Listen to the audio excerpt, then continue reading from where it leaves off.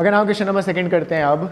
ठीक है, देखो क्वेश्चन नंबर सेकंड क्या है। आई होप आप लोगों ने पहले क्वेश्चन देख लिया होगा। अगर आप लोगों ने पहला क्वेश्चन नहीं देखा तो लिंक मैं डिस्क्रिप्शन बॉक्स में पहला क्वेश्चन डाल दूंगा, आप उससे ज़रूर देखें। पहले क्वेश्चन देखें, after that question number second देखो। हमने पहला क्वेश्चन समझा दिया। अब क्वेश्चन नंबर सेकंड देखो क्या है।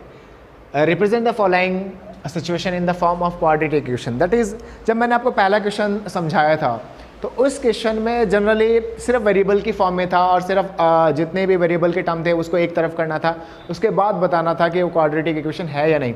इस बार हमें वर्ड प्रॉब्लम दे रखा है। वर्ड प्रॉब्लम को सॉल्व करना है, सिंप्लीफाई करना है, आफ्टर दैट उसको इक्वेशन के फॉर्म में कन्वर्ट करना है, फिर बताना है वो क्वाड्रेटिक इक्वेशन है या नहीं है। ठीक है, नाउ एक चीज़ समझना है आपको पूरे इंटायर चैप्टर के अंदर। पूरे इंटायर चैप्टर के अंदर एक ही चीज़ है कि हर एक क्वेश्चन में आपको दो टर्म गिवन होंगे। उन दोनों टर्म को आपको पहचानना है कि हमें क्या चीज़ वो दो टर्म है इस क्वेश्चन के अंदर।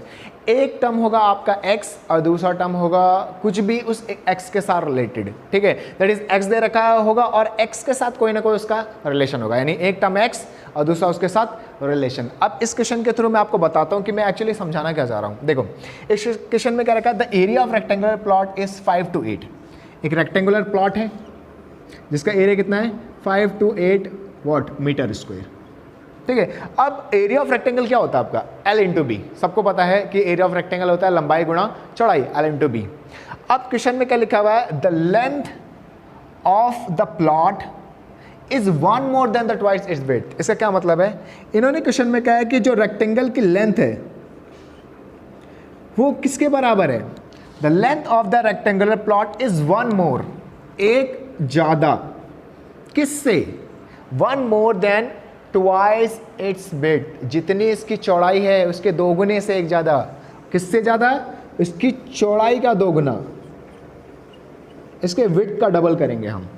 ठीक है, तो सवाल में फिर से पढ़ता हूँ, the length of the rectangle plot, this is length, ये किसके बराबर, 1 more, that is +1, 1 more than twice its width। जितनी इसकी चौड़ाई है उसके दोगुने से एक ज़्यादा है, तो चौड़ाई के दोगुने से एक ज़्यादा। ठीक है, हिंदी में अगर बोलो तो इसकी लंबाई किसके बराबर है, प्लॉट की लंबाई किसके बराबर है, चौड़ाई के दोगुने से एक ज़्यादा। सवाल अगर मैं पूरा बताऊं हिंदी में तो एक्चुअली हिंदी में क्वेश्चन क्या है कि एक आयताकार भूखंड है जिसका क्षेत्रफल है 5 to 8 मीटर स्क्वायर।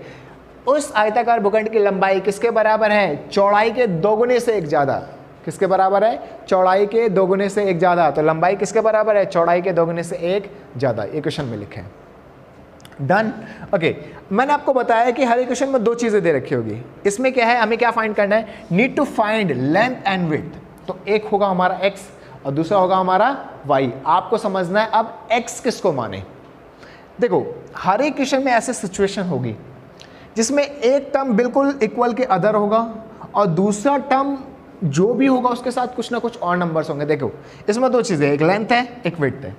लेंथ बिल्कुल अलग है, इसके साथ कुछ भी नहीं है, बट विड्थ जो है यहाँ पे, विड्थ के साथ यहाँ पे 2 मल्टीप्लाई में भी है +1 में। तो जिसके साथ नंबर्स होंगे अलग, चाहे उसके साथ मल्टीप्लाई हो रहा हो या प्लस हो रहा हो, हमेशा उसको x मानेंगे। तो विड्थ के साथ देखो 2 मल्टीप्लाई भी हो रहा है 1 ऐड भी हो रहा है, तो x हमेशा उसको मानना है जो किसी नंबर्स के साथ हो। जो अकेला उसको कभी x नहीं मानना। यहाँ पे लेंथ बिल्कुल अलग है, इसको x नहीं मानेंगे। तो हम किसको x मानेंगे, विड्थ को। तो let the width of plot क्या होगा, x मीटर। माना आयताकार भूखंड की चौड़ाई, तो चौड़ाई कितनी है, x मीटर।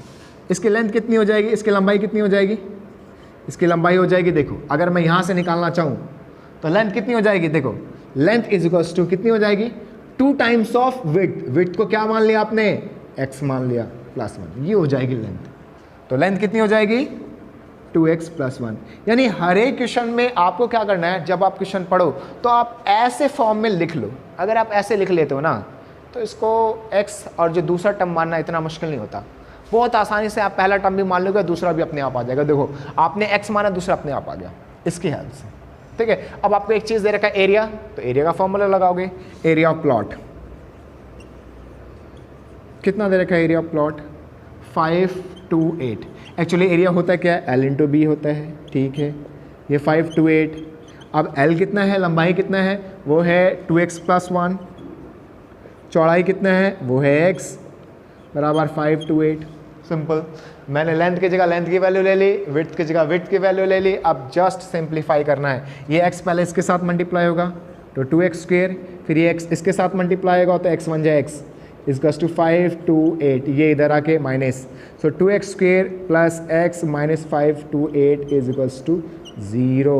हमने कन्वर्ट कर दिया क्वाड्रेटिक इक्वेशन के फॉर्म में। तो बस आपको कुछ नहीं करना, क्वेश्चन पढ़ना है, वर्ड प्रॉब्लम को समझना है, एक को x मानना है, दूसरा अपने आप आएगा, और जो सिचुएशन दे रखे जैसे उसमें एरिया दे रखा तो एरिया का फॉर्मूला लगा दे, एंड दैट्स ऑल। ऐसे सारे क्वेश्चन करने हैं। तो नाउ क्वेश्चन नंबर 3 करते हैं। ओके नाउ अब इस क्वेश्चन नंबर 2 का सेकंड पार्ट करते हैं। देखो क्या है, the product of two consecutive integer, two consecutive positive integer. Now consecutive का मतलब समझो, कॉन्जिक्यूटिव को हिंदी में बोलते हैं क्रमागत। क्रमागत का मतलब होता है जो लगातार होते हैं, ठीक है, जो लगातार नंबर, जैसे 7 8 ये लगातार नंबर्स है, 9 10 ये लगातार नंबर्स है, ठीक है। तो ये कॉन्जिक्यूटिव नंबर्स होते हैं। कॉन्जिक्यूटिव मतलब जैसे अगर मैं 11 बोल रहा हूँ तो उसका कॉन्जिक्यूटिव नंबर है 12, ठीक है। तो कॉन्जिक्यूटिव पॉजिटिव इंटीजर इज 306, दो नंबर्स हैं, कॉन्जिक्यूटिव नंबर्स है। अगर उन दोनों को नंबर्स को मल्टीप्लाई करते हैं तब 306 आता है। तो हमें वो दोनों नंबर फाइंड करने हैं, सिंपल है, ठीक है। तो let the first number let's say x माना पहली संख्या कितनी x। अगर पहली संख्या x है तो दूसरी संख्या क्या होगी, एक ज़्यादा। जैसे मैं बोलता हूँ पहला नंबर है हमारा 8 तो दूसरा नंबर 9, एक ज़्यादा। अगर मैं बोलता हूँ पहला नंबर 5 तो उसका कॉन्जिक्यूटिव नंबर क्या होगा 6। यानी जिस नंबर की मैं बात कर रहा हूँ उससे एक बढ़ा दो, ठीक है। तो अगर मेरा फर्स्ट नंबर x है तो मेरा सेकंड नंबर क्या होगा, हमारा सेकंड नंबर होगा सिंपली x + 1।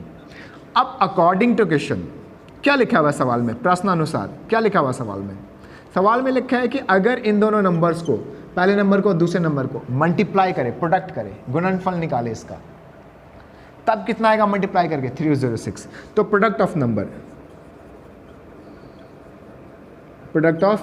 क्या दे रखा है, दे रखा 306। प्रोडक्ट का क्या मतलब है, गुणनफल। तो दोनों संख्याओं का गुणनफल, हिंदी में भी लिख देता हूं मैं, ठीक है।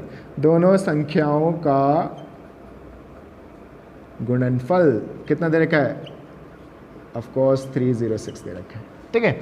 अब कौन कौन से नंबर, इसको मल्टीप्लाई करना, प्रोडक्ट निकालना है। तो पहला नंबर मल्टीप्लाई दूसरा नंबर, ब्रैकेट का मतलब मल्टीप्लाई ही होता है, ठीक है, बराबर 306। सिंपल है, सिंप्लीफाई कर दो, इसको इससे मल्टीप्लाई x², इसको इससे मल्टीप्लाई x बराबर 306, ये इधर आके माइनस, तो कितना आ जाएगा x² प्लस x, ये देखो ये इधर जाके माइनस 306। ये आ गई आपकी इक्वेशन, सिंपल इक्वेशन के फॉर्म में ही कन्वर्ट करना था। ये था आपका क्वेश्चन नंबर 2 का second part. Now question number 2 का थर्ड पार्ट।